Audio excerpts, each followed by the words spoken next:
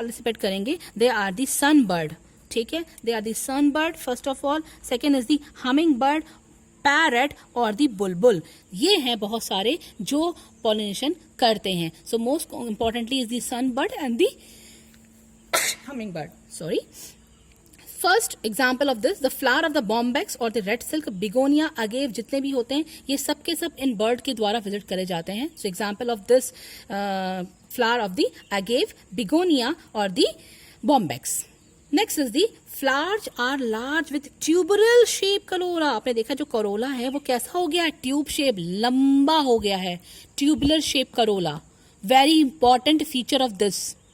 Next, flowers are brightly coloured, इधर red, yellow और orange, and abundantly water nectar. Bird अगर इसके पास आएगी तो क्यों आएगी, क्या रिवॉर्ड दे रहा है प्लांट, यस उसको दे रहा है नेक्टर प्रोवाइड कर रहा है which is in liquid form, sip कर रहा है। आप देख रहे हैं जो बर्ड है इसकी चोंच बहुत लंबी है और वो सिप कर सकती है इजीली, तो खाने के लिए इसको मिल रहा है।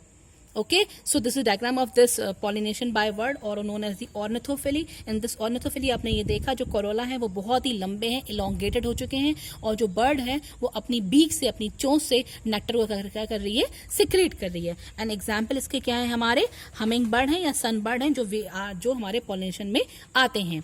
Last biotic agencies is the pollination by the bat. इसको हम क्या कहते हैं, कैरेप्टरोफिली के नाम से भी जानते हैं। ये बैट के थ्रू होता है, बैट मतलब चमगादड़। अब खास बात क्या होगी, ये मैक्सिमम उन फ्लावर्स के लिए होगा जो रात को खिलते हैं, क्योंकि जो हमारा बैट है वो हमारा क्या है, एक नॉक्टर्नल एनिमल है, जो रात्रिचर प्राणी होता है उसके लिए है। तो बात वहीं आ गई है, जो रात के लिए जो फूल होंगे उसके पेटल कलरफुल हो ना हो, लेकिन उसके पास बहुत स्ट्रॉन्ग स्मेल होना चाहिए, यानी कि खुशबूदार हो चाहे बदबूदार हो, कुछ भी हो, लेकिन बहुत स्ट्रॉन्गली स्मेल वो फ्लावर होने चाहिए। एंड जो पॉलन ग्रेन होने चाहिए वो बहुत ज्यादा होने चाहिए, ताकि इसीलिए बैट्स उनके पास आते हैं कि पॉलन ग्रेन में जब इंसेक्ट चिपकेगा तो बैट उसको खा लेगा। ओके, सो ये खास बात है इसकी कि जो पॉलन ग्रेन होते हैं वो प्लांट के पास आते हैं, सॉरी वो पॉलन ग्रेन पे इंसेक्ट चिपकेगा और बैट उसको खाने के लिए आएगा। एग्जाम्पल इस फ्लावर के क्या है, कदम का पेड़ है या एडेंसोनिया है जो आपके क्वेश्चन में आता है। लास्ट सी जूफिली की हम बात कर रहे हैं। Zoophily is nothing, zoophily is by the animals only. Animal में हमारे बैट्स वगैरह आ गए हैं, लेकिन इनमें हम उन एनिमल्स के बारे में बात करेंगे जैसे कि मॉन्की, ये भी बहुत इंपॉर्टेंट है, जैसे कि स्क्वेरल, ये भी बहुत इंपॉर्टेंट है, ग्रेजिंग एनिमल, गाय भैंस कुछ भी आ जाए, एंड लास्ट में ह्यूमन बींग। ये अगर इन सब के द्वारा पॉलिनेशन होगा तो that pollination comes under the zoophily. Okay, so zoophily is a different kind of a category in which various other animal like monkeys, like squirrels, like grazing animals. आपने देखा होगा मोंकी अक्सर आते हैं, प्लांट में आए, थोड़ी सी फल चखा, फेंक दिया। स्क्वायरल गई अपने खाने की खोज में गई, फल चखा, फेंक दिया। यही हाल ग्रेजिंग एनिमल्स का है, जिस जिस प्लांट में गए अगर छोटे छोटे फूल के पौधे लगे हैं वहां पे उसको ग्रेज करा, तो इस तरह से उनकी बॉडी में चिपकते चले जाएगा और इस तरह से वो जहां जहां जाएंगे वहां वहां लेके जाएंगे। Okay, so last of this topic is the what are the ways advantages of the cross pollination and disadvantage of the cross pollination. We have discussed in the last chapter that in case of self pollination कोई भी genetic recombination या variation नहीं होता है क्योंकि same flower में जा रहा है, लेकिन क्रॉस पॉलिनेशन का सबसे बड़ा एडवांटेज ये है कि यहाँ पे जेनेटिक रिकॉम्बिनेशन भी होगा, वेरिएशन भी होगा, एंड नई स्पीशीज, नए प्लांट्स बनेंगे। बहुत इंपॉर्टेंट है इसका एडवांटेज। डिसएडवांटेज क्या है कि ये इकोनॉमिकल नहीं है। क्यों नहीं है इकोनॉमिकल, कि आपने देखा है कि जो प्लांट होता है वो बहुत सारा टाइम तो पॉलन ग्रेन बनाने में या नेक्टर बनाने में या फ्लावर को कलरफुल कराने में वेस्ट हो जाता है, तो इकोनॉमिकल नहीं है।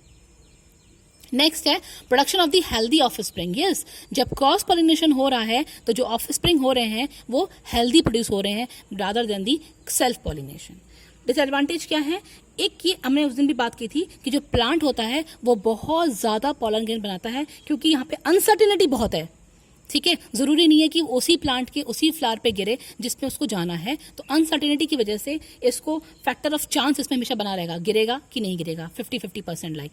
Okay, and last is the production of disease resistant plant. ये भी बहुत इंपॉर्टेंट है क्रॉस पॉलिनेशन के लिए कि इसके थ्रू डिजीज रेजिस्टेंट प्लांट क्या है, प्रोड्यूस हो सकते हैं। ओके एंड इसमें क्या होगा, इसमें हमारा डिसएडवांटेज क्या होगा कि बहुत सारी मात्रा में कभी कभी क्या होता है कि कुछ अनडिजायरेबल कैरेक्टरिस्टिक भी इसमें ज्वाइन हो जाते हैं जो हमें चाहिए या नहीं चाहिए, ये इसकी खास बात है. So it is very important that what are the various advantages and disadvantages of the cross pollination. Now up to this topic we have gone through the various pre fertilization changes. उसमें हमने पढ़ा कि how male gamete are produced, how female gamete are produced, and how pollination occurs, and after this pollination fertilization process start. So these are the various steps of the pre-fertilization process. In my next topic we will go through the post fertilization changes. So up to here, thank you, have a nice day. Subscribe my channel, like my channel, and please learn it for your examination point of view. Thank you and have a nice day.